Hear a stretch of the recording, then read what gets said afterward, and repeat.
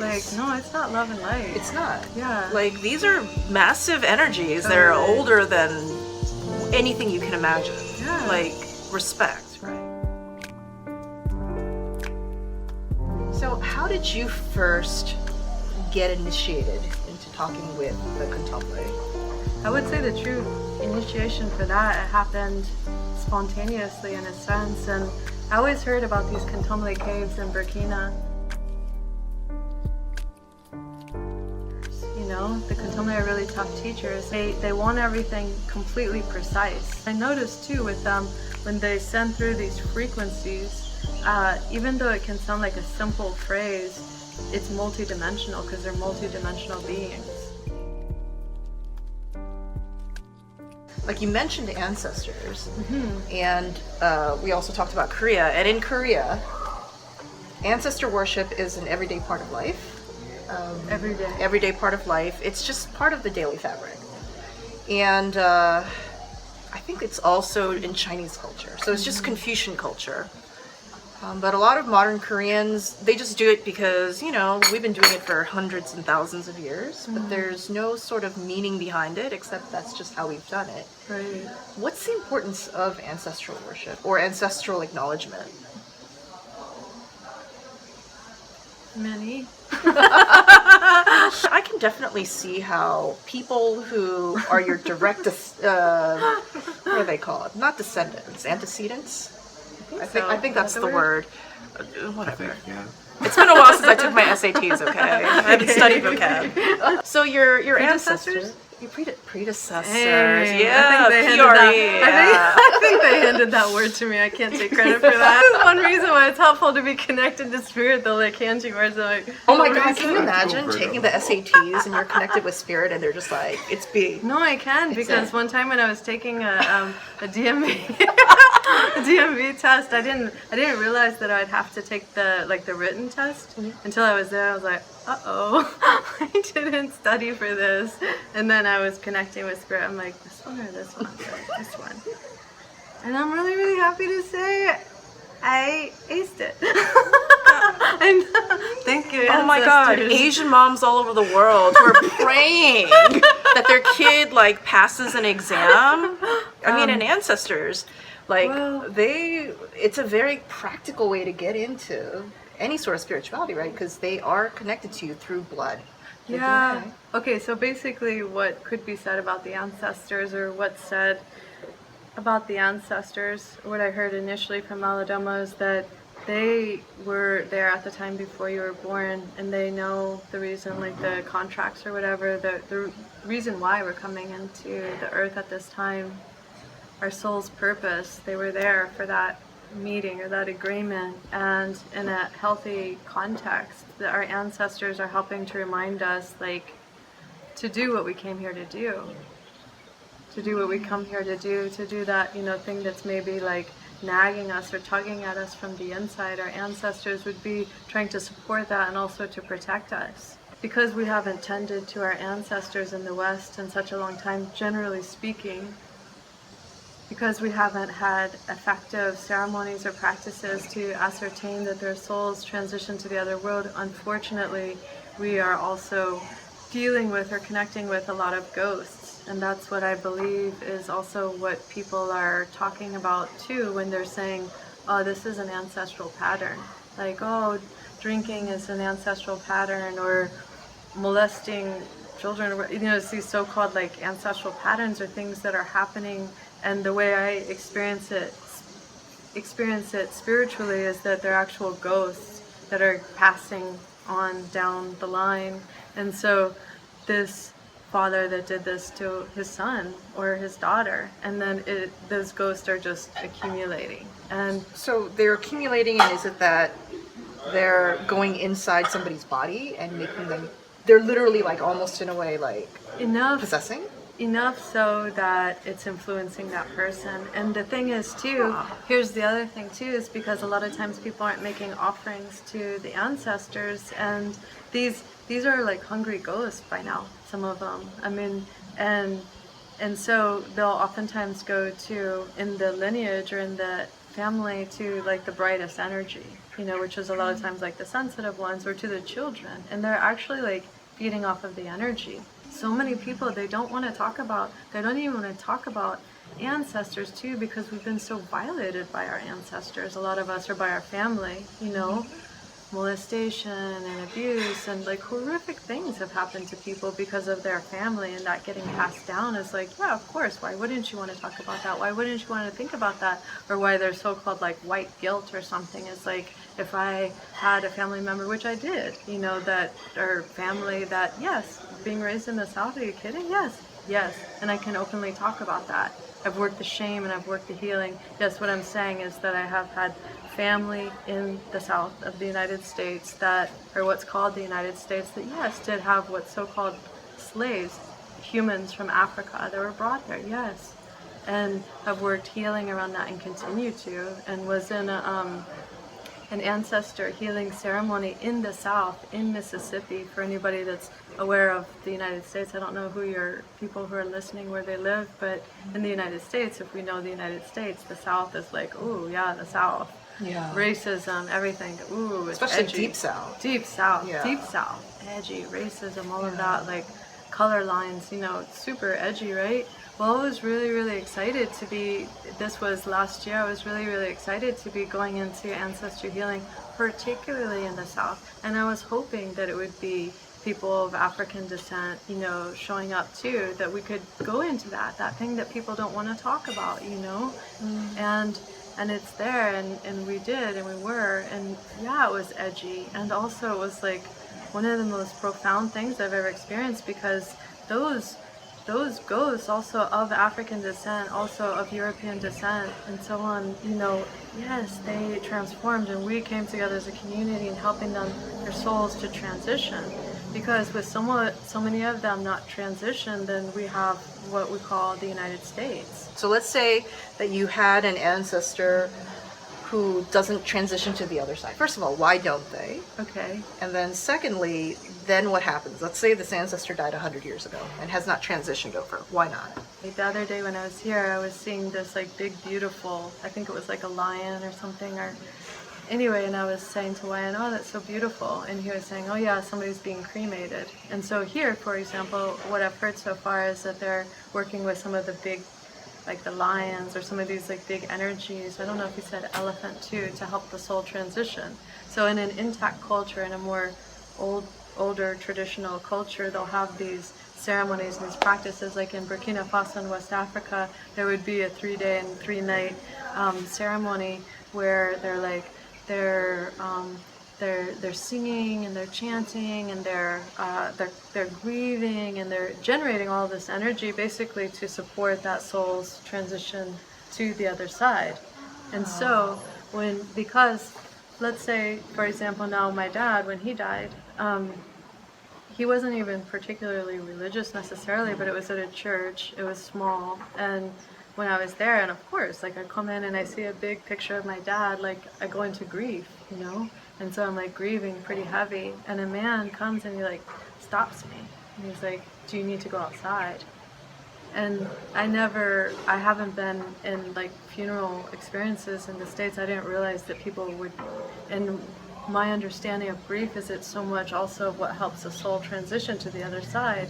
And so I'm putting like 2 + 2 together, and I'm thinking, if this is where funerals are at right now in the United States, largely, where people aren't even openly emoting, showing emotion, real emotion, rather than like a few tears are acceptable, this is just contributing to the backup of ghosts. And then on the other side of it, why would a soul or a spirit not transition?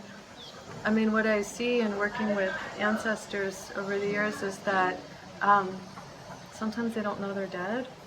Sometimes like they actually don't even know they're dead. Sometimes they feel so unresolved about things that happened here.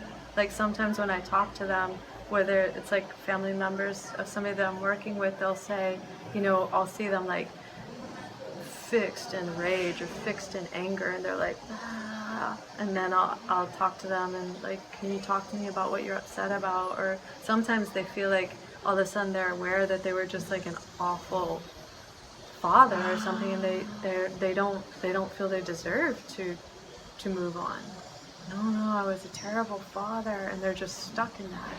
And then so I'll try to talk to them like, please go easy on yourself, and you were doing the best you knew how to. And if I'm actually trying to help them transition, well, if you imagine there's the disconnect now from the human on this side and the spirit, then they're stuck in that place, and they're stuck in that place, Right. and it's stuck energy. There's no closure for either side. There's no closure for either side, and that's also like when my dad died. I mean, my dad and I, we had a really, like, you could say troubled relationship would be like a nice way to say it, like abuse and all of that. And largely when my dad died, I was also going to be sure that he transitioned, also because I knew how he would affect myself and my niece and everybody else. It would continue to be that energy that penetrated into us to some degree, and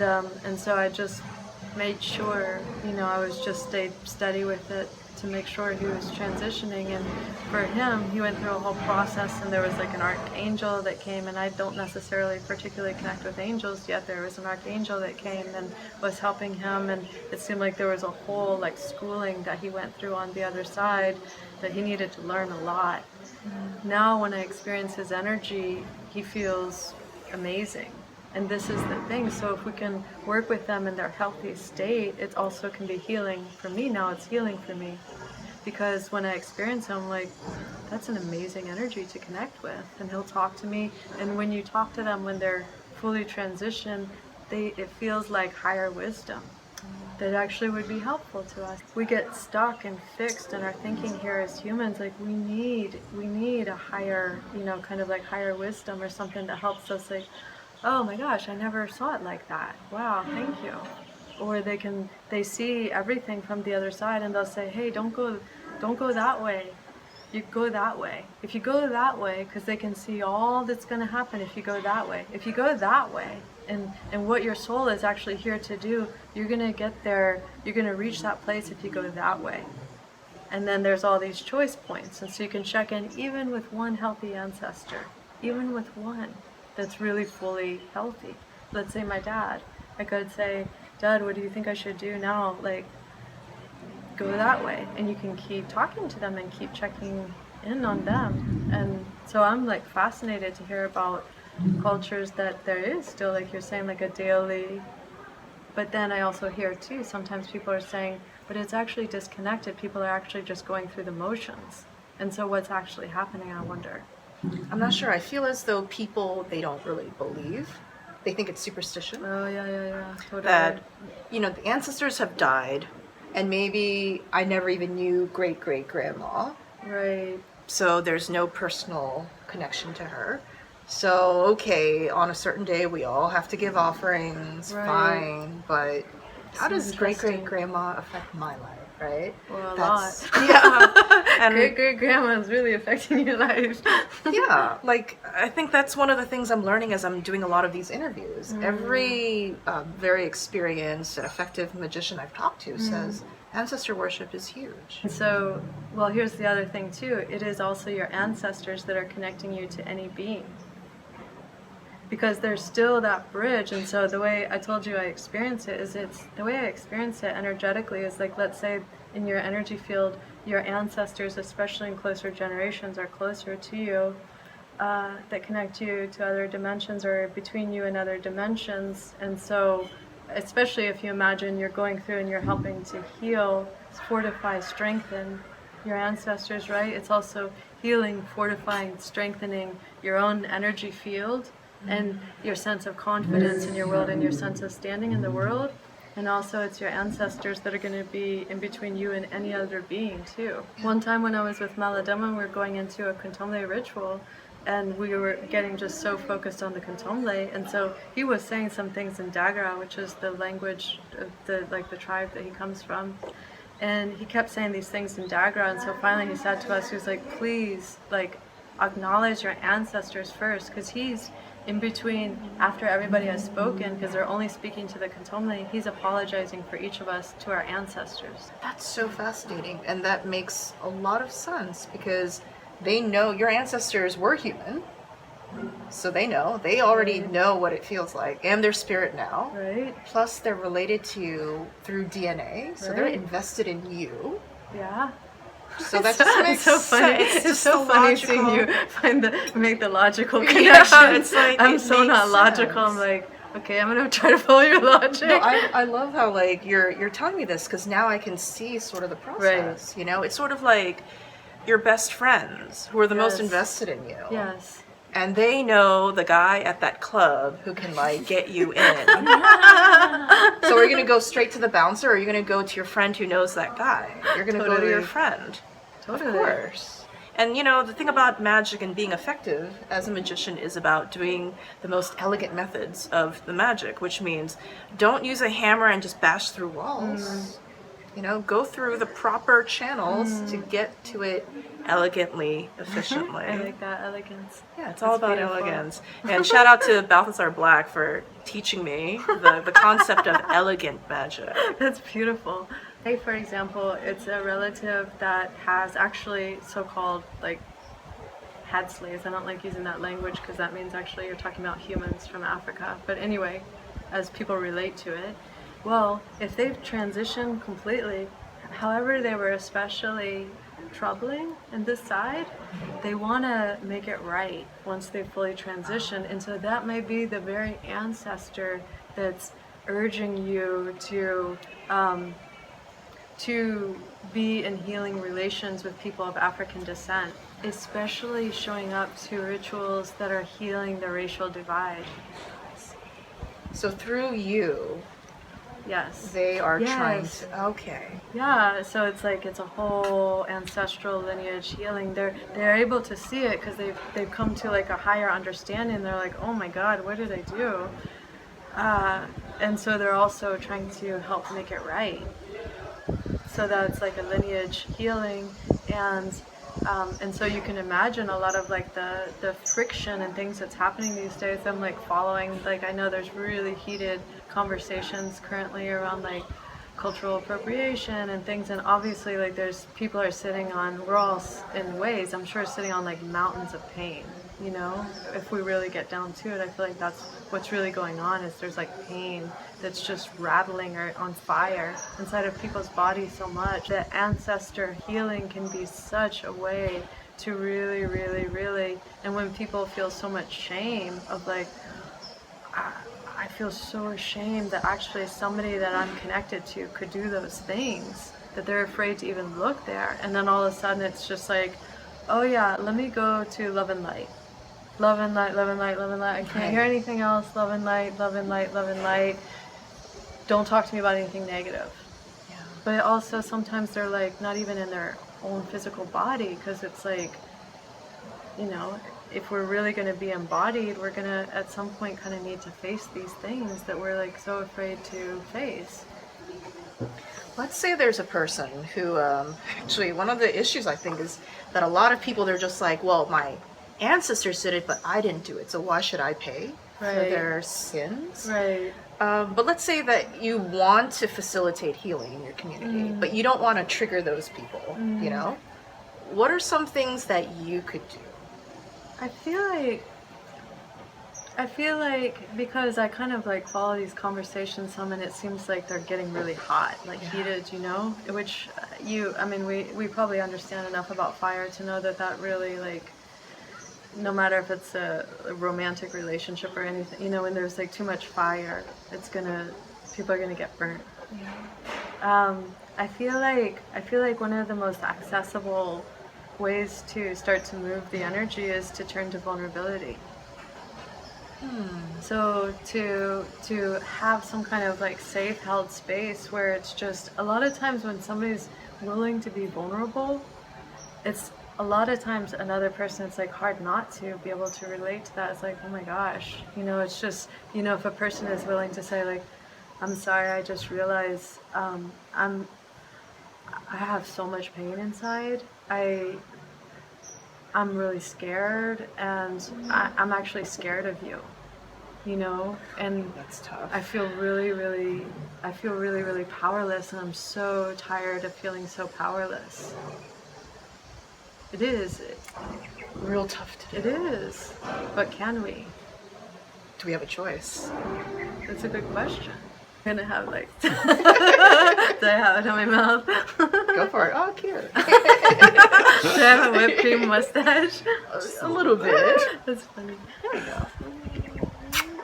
There we go. When you see people who are not as, I don't know, like caught up in civilization, the way that they handle conflict is a little bit different than sort of like that passive aggressive, you know, what's up, Joe? You know, like sort of like that, yeah, that thing you said to me yesterday, I'm cool with that, but then it's like very like, you know what I mean? Not really cool with that. Not very cool with Yeah. that, but I feel like a lot of other just societies, they deal with that differently. So guys, if you don't follow Liv on Instagram, she like documents like all the great places that she goes to and the spiritual journeys that she's going on in the world. And you're in Mongolia. How did that come about? Yeah, how that came about was that I was in ceremony in the Amazon in Peru, and I was working with ayahuasca and with another sacred plant teacher. And when I was really deep in ceremony, like I would feel Mongolia. It felt like prayers, and each time I would connect in with it, it felt like it was like prayers for the earth. And it would be like, I could feel it, and I could tell it was Mongolia. And I also tuned into Tibet a little bit. It felt like it was also somewhat coming from Tibet, but mostly it was Mongolia that I was feeling. And I just was noticing it, and I would ask people that were there, I was like, what's happening with Mongolia right now? You know, it felt like really strong. It felt like they were sending out prayers for the earth. Almost like, I don't know where this, but that's what it felt like to me, was prayers for the earth. And so after that retreat, I was integrating it, and then shortly thereafter I was co-leading a ritual retreat in the Sacred Valley in Peru, working with mountain spirits. And then after I came out of that retreat, it was like, I mean, it was so loud. Spirit was just kept saying Mongolia, Mongolia, Mongolia, Mongolia. And I was with my two friends that I was working with there, Natalie and Sylvie, and I was like, hey, do you two want to go to Mongolia? Road trip. Road trip. The way Spirit guides me, I just follow, okay, waiting for the next cue, okay, we're going to Mongolia. It sounds like playing charades, okay, it sounds like Mongolia, and just getting whatever I got, like, okay, what do I know about, okay, there's like the Duhka, like the sacred rain, okay, I'm feeling that, like sacred reindeer people. There's also this girl, do you know this girl like A. Chopin, this like eagle huntress? Was there a movie made about her? Yeah. Meet Ashulpan. She's 13 years old. She's strong. She's brave. And she's a total natural. But when the competition ends, the real test begins. It was these different things, and I was thinking, oh, it'd be amazing to work with a female like shamaness or female shaman there, and then so that felt like how I was getting guided. Okay, female shamaness, the sacred reindeer people, the Duhka, and then it felt like it was a journey of the feminine, and then I kept getting these messages about the rise of the feminine, and then I remembered I had seen like The Horse Boy before. I don't know if you saw this documentary. Was there a place on Earth that combined healing with horses? Mongolia. This is a story about how, as a family, we did something crazy. How we ended up going halfway across the world in search of a miracle. They went to visit the Duhka. And so from Sylvie watching that, she saw that she found out about this person, Tolga, who we could contact to try to go to like legit, you know, shamans or shamaness, not just like look through the yellow pages. Right, not like on your like TripAdvisor. Yeah, exactly. Also, just recent, then I kept getting the message from the Kontomble that they were wanting a documentary made, that started happening when I was going to Iceland, and then it didn't come together at that time, but I knew they were talking to me about that. And so I was telling them, okay, I'm open to it, you just need to like guide me here. And so then this woman, Emmy Wu, she contacted me seemingly out of the blue. Ended up just like sent me this little video that she had made of me with, and then when I saw it, I was like seeing that she does like creates film and stuff, and I was like, And Kontomble kept putting my attention to her, and I was like, I think she's the one. And so anyway, when I contacted her, I was like, I don't know, the Kontomble have been talking to me about a documentary, and we're about to go to Mongolia and everything, and she was just like crying because she had received visions about Mongolia. I don't know, on Instagram, like, hey, I don't know, thinking of going to Mongolia, okay, there'll be like an application process. It's going to be like the journey of the feminine, you know, and never before have I gotten so like swamped by messages of people like wanting to come. Oh, when is it going to be? And I was like, holy shit, like I've never experienced such a strong response to something, and this is me like just following, what do you want me to do? What do you want me to do? What do you want me to do? And so I'm like, okay, as much as I've gotten is that it's honoring the journey of the feminine. A film is going to be made. There were so many women that were called to come. We decided to like create 2 journeys, pilgrimages, and with some downtime in between. The main issue we have with humanity right now is not so much the darkness that is coming up.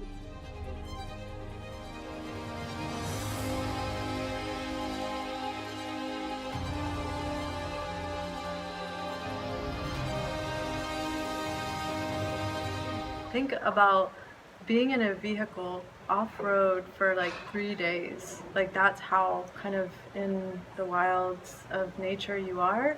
And then we would be on pilgrimage, like riding horseback to these like the reindeer people. I mean, it sounds a little bit epic, right? And I needed to learn how to ride a horse. So you've like, never ridden a horse before? No, not really. Like maybe once when I was like 17 years old or something. And these are the things the spirits like put me on these journeys. You know? In some senses, I feel like ending up here is really important because it's a more intact culture than most places on the planet. And with that comes an intact connection and relationship with the little people or spirit, or the gods and goddesses, or feeding the land, or singing to the animals. And so I feel this land is incredibly intense, but the paradox of that is I feel like it's willing to hold our intensity as well. I wouldn't feel responsible if I didn't say this. I mean, it's really not all love and light. Of course. And to be more specific, like, there were some really intense energies that we encountered out in the wilds of Mongolia. Some of it felt like some of the most ecstatic energy I've ever experienced, and it wasn't only that. Like, it's gonna sound pretty far out for what I'm about to say, but well, there's no way for it not to sound far out, but I've been talking about interdimensional beings, so I may as well just fully go there, right? Go for it. Okay. Basically, extraterrestrial energy. I can see that. Was also a part of the landscape. And when I was working with the healer that I work with and some of the clearing that I experienced, he was saying, well, maybe it's just because there's so much like wide open space in Mongolia, it's actually just practical that it's easy for them to be there. So there would be some times like being at the certain lake that was like considered like a sacred lake, that I would have awful dreams and these energies that was like definitely like not, you know, all the energies that exist obviously aren't benevolent. Were you scared for your life? Sometimes. Yeah. I mean, some like were like downright reptilian. So why do you think that Kontomble would ask you to go to Mongolia, and there's like these like very menacing energies there? Like, what was the point of you being in contact with that? So we work with three main shamans, right? Mm-hmm. A female shamaness and 2 shamans. They were all amazing. The first shaman that we worked with, I I asked him, I didn't ask him that question, I asked him, I said, I really got this like strong call to come to Mongolia, and I'm curious to hear from you what you like pick up about the reason why. And so what he told me was that I was called there by nature, by the nature spirits, particularly mountain spirits, and they were aware, are aware of the work that I'm doing with different elemental beings around the world, so they called me there. I would imagine to fill in the blanks is that one could say nature is under attack. Very much under attack. The water getting on lockdown, there's Mongolia's, the mountains are mined for their minerals, you know?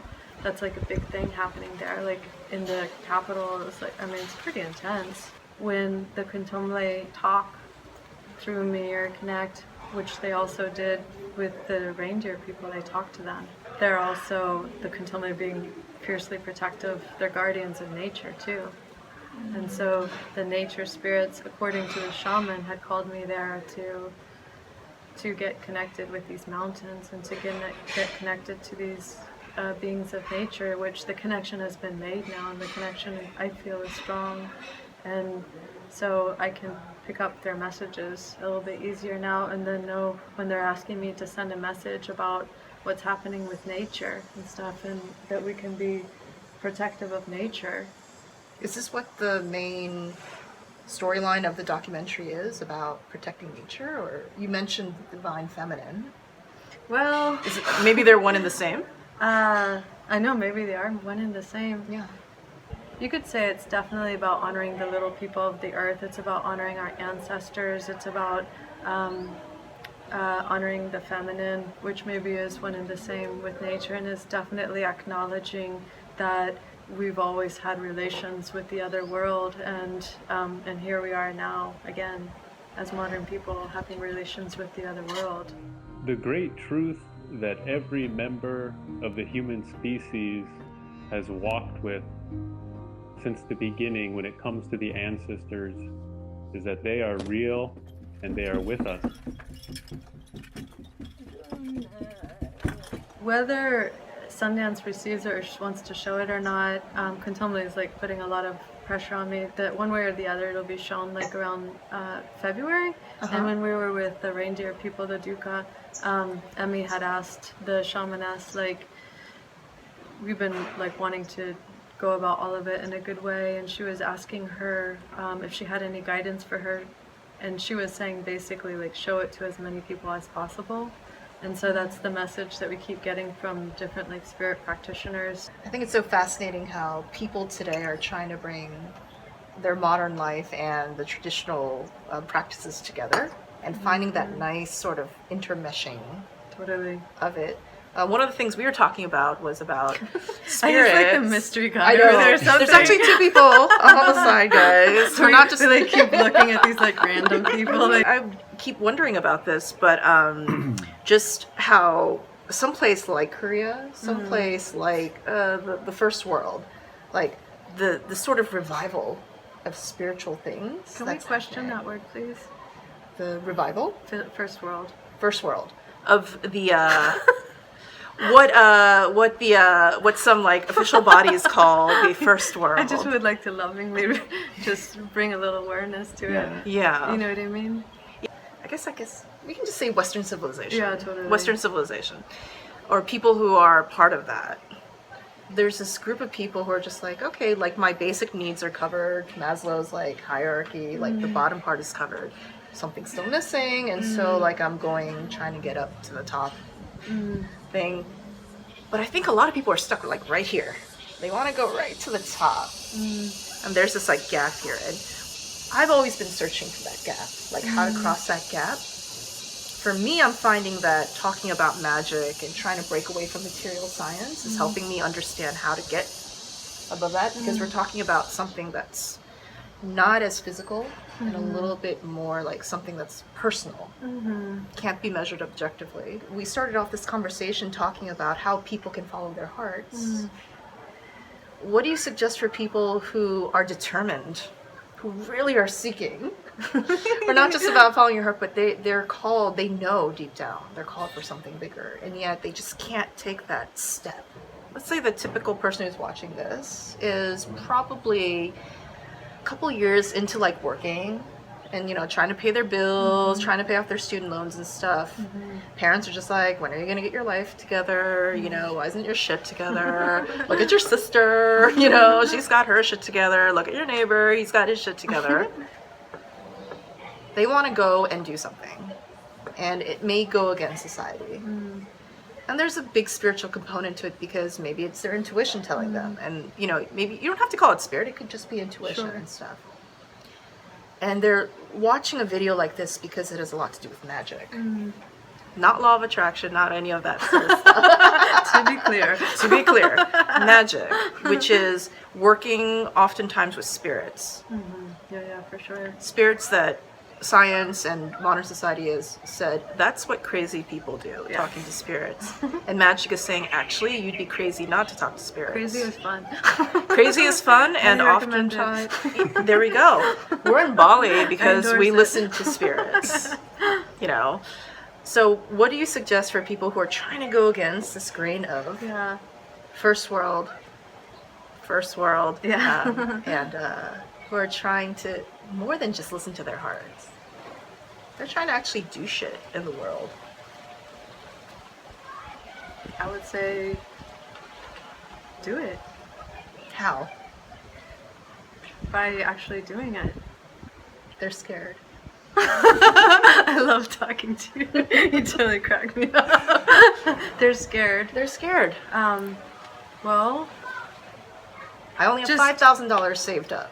What am I going to do? My heart tells me that what I really want to do is I want to make a documentary film. I'll tell you. I'll tell you when I left the United States to start my like international tour or whatever. I had $100 in the bank.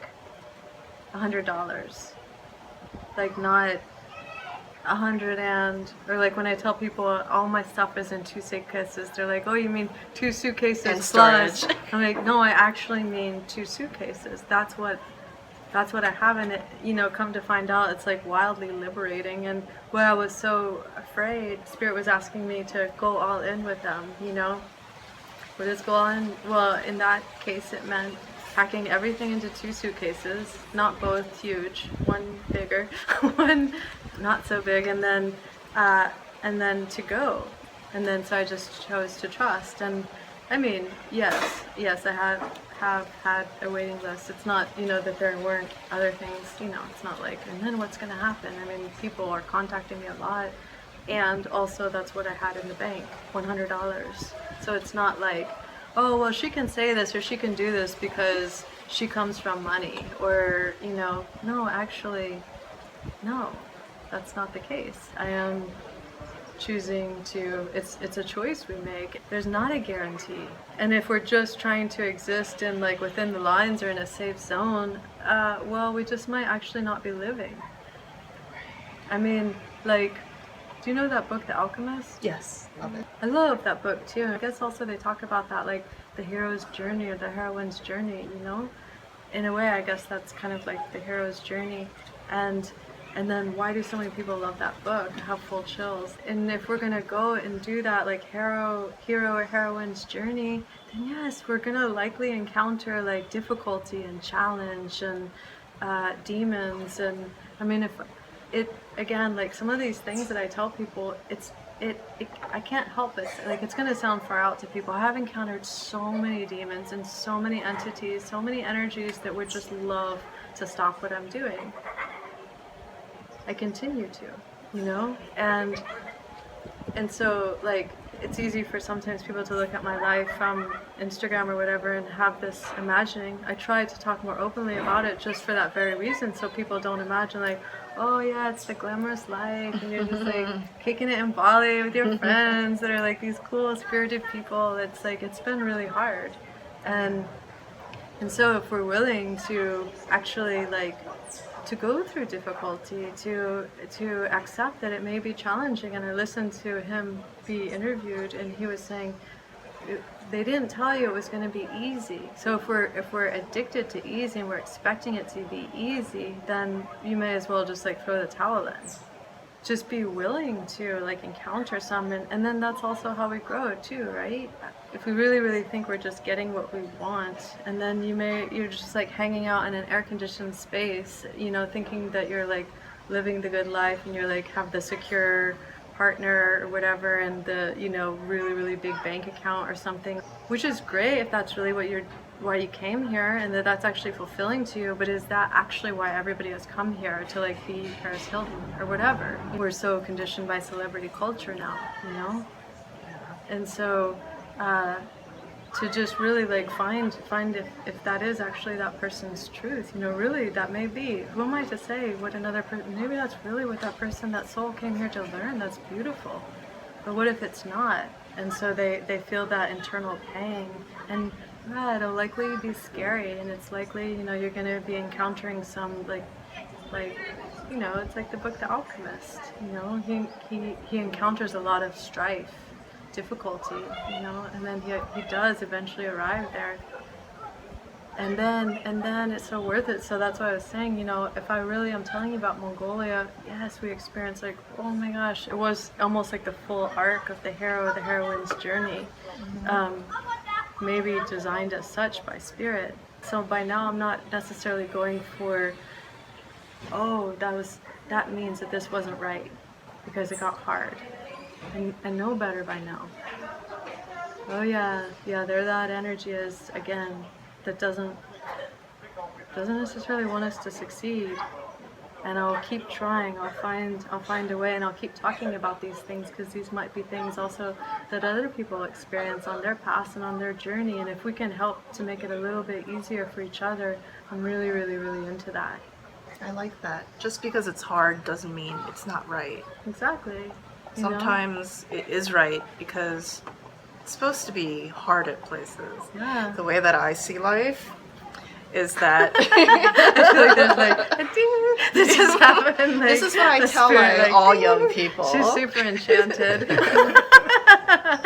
You're talking about magic because you're so magical. Thank you. No, like the way that I see life is that your life is like a movie, and think about all the most boring movies that you've ever seen. Nothing happens, shit happens. It's just everybody just sitting around a kitchen table, just like, what do you want to do? I don't know. What do you want to do? Yeah. Right? Versus the really interesting movies, the ones that make you cry, the ones that win all the awards. You know, like the hero, like think about that movie Precious. It's about this young girl who goes through incest. And she's a teenage mom, she's being abused, she gets HIV, I mean, just everything. Wow. And at the end, she still perseveres. And movies like that, the ones that really touch you, the ones that you remember, that's sort of the life that maybe you don't need to be afraid of. Because, of course, when you're living it, it sucks. Yeah. But then when you look back on it, then you're like, wow. You know, like I started here, because the hero's journey is always about how do they change at the end. I started here, and then because of this journey, now I'm here. And then I can go back to where I came from and tell other people about it. And then all of a sudden, other people are also starting here and going up and up. So it's multiplied and multiplied and multiplied. And then that to me sounds like a very fulfilling life. Totally. Maybe not easy, but fulfilling. Yeah, because I mean, at least I feel pretty clear that I came here to grow and to learn. And I don't know, has everybody, I mean, I imagine that we've come here to grow, right? And also to help other people, for sure, too. Like, obviously, that's my belief, is that we've all come here to be helpful in some way and to grow. And sometimes it is like, or maybe oftentimes it is through that resistance, you know, even if you think about exercising or something, or like where, you know, maybe if you're getting like definition, you know, it would be through there's some resistance or something that helps to strengthen you, where you would actually have some kind of definition. You know, it's like ways that we actually, because you're encountering some resistance, right? And so, and it doesn't, you could stop and then you're gonna stay with like, you know, limpness or whatever. But if you're actually wanting to And then with that, then you're able to like do different things with your physical body, you know, move through the world maybe more easily when you have that strength. It's so important that we realize that there are no guarantees, right? There are none. Nobody gave me a guarantee. I haven't had a guarantee. I was doing childcare for a while, like while I was going to school, like studying. And why? Because I loved being with kids. It was like following my heart, you know? And so it was going from like, you know, $250 an hour to $12 an hour. Yeah. But I had experienced the opposite and felt how awful that felt, and like life crushing, soul crushing. And then I realized, oh my God, anything but that. I love your story, because I feel like so many people can relate to it. So many people can relate, and so many people maybe aspire to also have what they see as, oh my God, she's so brave. I could never do that. But you did it, and you're thriving because you followed your heart. Well, yeah, and I mean, thank you. And I mean, sometimes like it'll surprise people when I even say how hard it was for so many years to even like say my name in a circle, where I would go into like fight or flight, and like my soul or my spirit is leaving my body. And you know, sometimes people will see me with like ease of coming into new communities and that was like working steadily to try to heal that for, you know, maybe 10 years.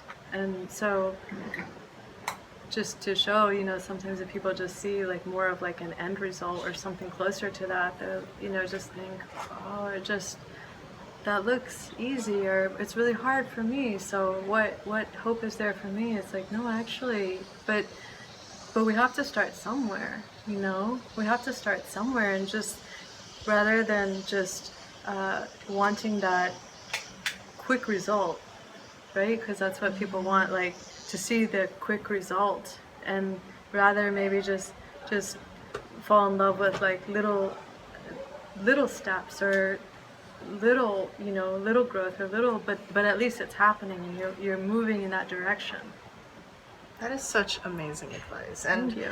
You know, the advice that you give, it's so similar to what a really famous business guru, who everybody loves to hate. His name's Gary Vee. Everybody hates him, but I'm just like, why? I think most people burn out because they're looking for money. When the game itself and the process and gratitude is the mix of your gasoline, you'll run forever. He's giving a very spiritual message, which is you're just being you. Yes. And that's the only thing you can do, because Yes. to be honest, it's very binary. You're either you, or you're trying to be what other people want you to be. Totally. So do you, do your best, Yeah. and then if you do you and you do your best, things will take care of itself, but there are no guarantees. Yes. But the thing is, who cares? Because getting there is what's fun. I feel like, I mean, what I've experienced when you're actually just expressing without a front or a facade, or there's no hidden hook or something like that, you're just actually expressing purely, like from your authenticity. People respond, they can connect, they can actually trust you, because there's always, like, you know, so often so many hidden hooks or something. It's just like, whoa. So this conversation has been so eye-opening, so lovely. I'm just like grabbing your knee right now because I don't know how else to explain it. So good. Our spirit friends think that's funny. Yeah, so I do that, you know. Sometimes I'll just be I like, like that you grab my knee. I wish more people would grab my knee. No, I'm just kidding. You heard it here. I really feel recently I've gone through a big arc with the whole, you know, journey, or the heroine's journey or whatever, but I had this really tough experience, not with Balinese people, but it happened when I first arrived in Bali, and so it just kind of like I went through what did like legitimately feel like a dark night of the soul, where I was just like, you know, one too many challenges or something, and I just was like pulling the covers over my head. It's like, you know, and so I was like talking to friends a lot, and then I didn't know, because I feel the spirits here in Bali so strong, and so I wasn't sure, like, am I not supposed to be here? You know, these spirits will really let me know whether I'm supposed to be here or not. Anyway, when Wayne was driving me, because I knew I would be putting that question out but he was telling me like, he was telling me about different things. Oh, and you can do this, you can do this. I'm like, I'm not really like touristy things. I don't know. And so, but then he was like, oh, and then there's this healer that that maybe you might like to see. And when he said that, I like saw this like energy go into him or something, and I didn't know what was happening or whatever. It was like that I want to experience, like that for sure. And so I knew that I would go and work with that healer. You know, I was like grateful. He's saying normally he works with like Balinese people and everything, and I knew it felt like grateful to be able to go and meet him. When I finally went to sit with the healer, then it's like, I guess you could say like a spirit priest or something, like pretty super strong, powerful man, and has like a line of people every day that he's working with Balinese people. And then when I went and I sat in with him, and Wayne was the translator, and then right when I walked in, he looked at me and he said, I know her, she's very powerful. So I sat down and he had, you know, really big presence, so it was just a little bit like trying to get my grounding in there. Basically what he was telling me was he was like seeing me as like a priestess, basically. And so he was like, you're a priestess, or he might have said like priest of God or something, like priestess. When I was asking him at a certain point, like, oh, I was having these visions and everything, it's like, is this in Bali? And he was like, it's Bali. And so and then at that time he had also asked me to apprentice with him, and so it felt like a very like big response, you know, like I put the question out and I received a very strong response. So it's nice to receive guidance and stuff like that, and to have more support and kind of like filling out more spiritually. So I've been like very grateful for that. And then also, and Wayne was confused too when he left. He's like, I don't understand. Like, I've brought other like Westerners here to see him before. Hasn't asked that before. And so it just felt all very like, you know, divinely guided. Been in some ways like studying with him, and also like receiving healing and transformative like energies, and going through that process with him. And then yeah, he also wanted to collaborate, and I guess the reason why I was partly saying that too is because I put together with him a retreat for February of next year, and in Ubud. It'll be a little bit outside of, yeah, more or less Ubud. His temple is a little ways away. Yeah, so I happen to love Bali, and also I feel like it's been very like spiritually guided to be here, and so I've been really like appreciating working with him. That's a very clear sign that yeah, Bali loves you. When you talk to people, is that just you'll be randomly talking to somebody at like a cocktail party or whatever, and then you'll just see? Yeah. Do you see yourself as a it would be like a shaman, right? Because I know that word sometimes can be loaded, but it just like it feels like you. I'm gonna keep chiseling away. I don't know. I have a little nail and a hammer, and I'm gonna keep trying to chisel away. I don't know. Like but I'm fascinated that you can actually talk to people, and you can see. Because it's sort of like, I don't know, like I'll meet some dude on Tinder and stuff, and he seems nice enough for them, you know what I mean? But then if you were to meet that person, you could see. I'm like, no, I don't know what you mean. And then what happened? You left out the second part of the story. I'm like, no, I actually don't know what you mean. Or like, a lot of people will be like, how come I didn't see that in that person? But you can actually see somebody from a soul level. Oh, yeah. So there must have been people that you've come across where you're just like, dude, like, oh, yeah, not cool. A lot, yeah. A lot. Yeah. Can they see you? Like, do you feel like there's a recognition? Like, they're just like... Hold on. Can you feel me connecting to you at the soul level right now? What does that feel like? I'm asking you if you feel that that's what I'm doing with you right now. I don't know. Well, anyway, I'm doing that. So sometimes, like, maybe with you, when I was doing that with you, like, connecting to you at the soul level, maybe it felt intense. You're just like, hey, Liv, we just met, like, back and But because he was asking a question, there was, like, more of an invitation that I felt. Usually I try to give people space. And also sometimes the spirits are just, like, so loud with me and that's my agreement with them, that I've been in yoga classes before where I'm like in like the triangle pose or something, and they're like, talking, and I'm like, you want me to talk to that person right now? I'm like, actually, like in, the triangle pose, and they'll just keep going, and I'm like, they're not gonna stop until I say something to them. And so I just, after the class, I'm like putting away the yoga mat, and I'm just like, just see if they all of a sudden pay attention to me. I'm like, how's it going?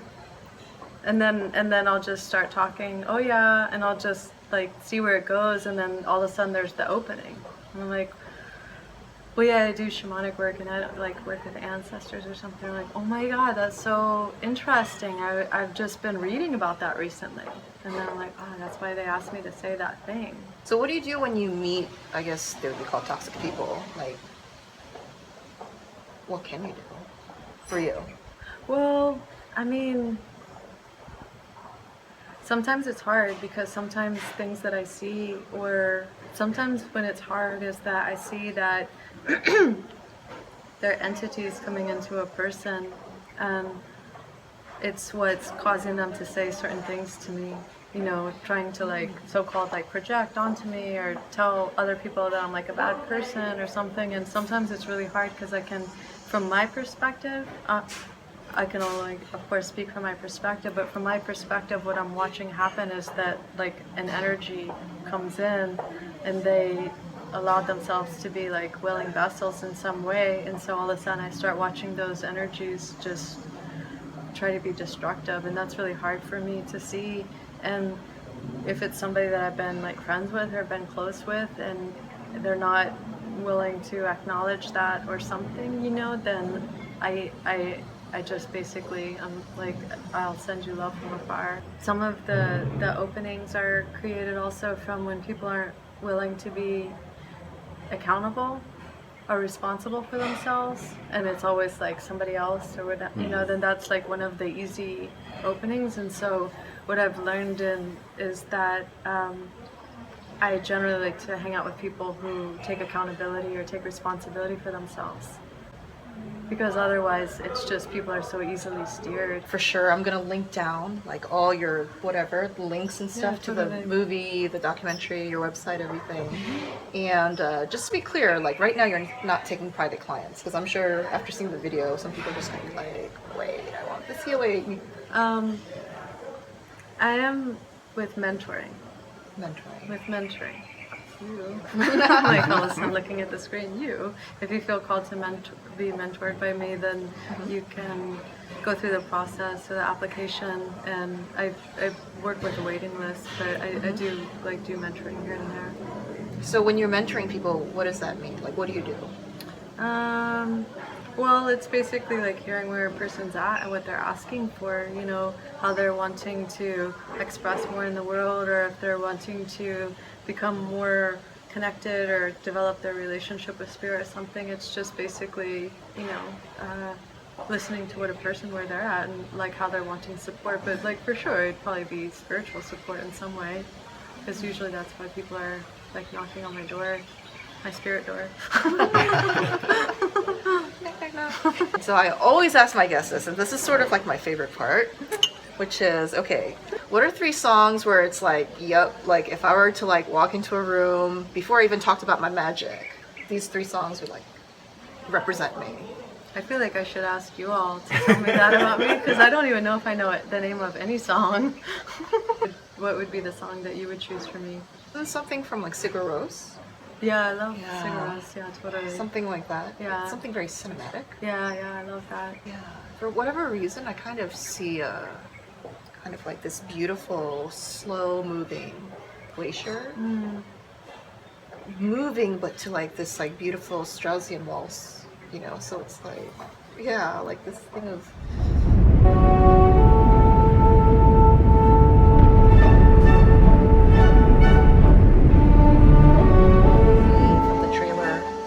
documentary and stuff.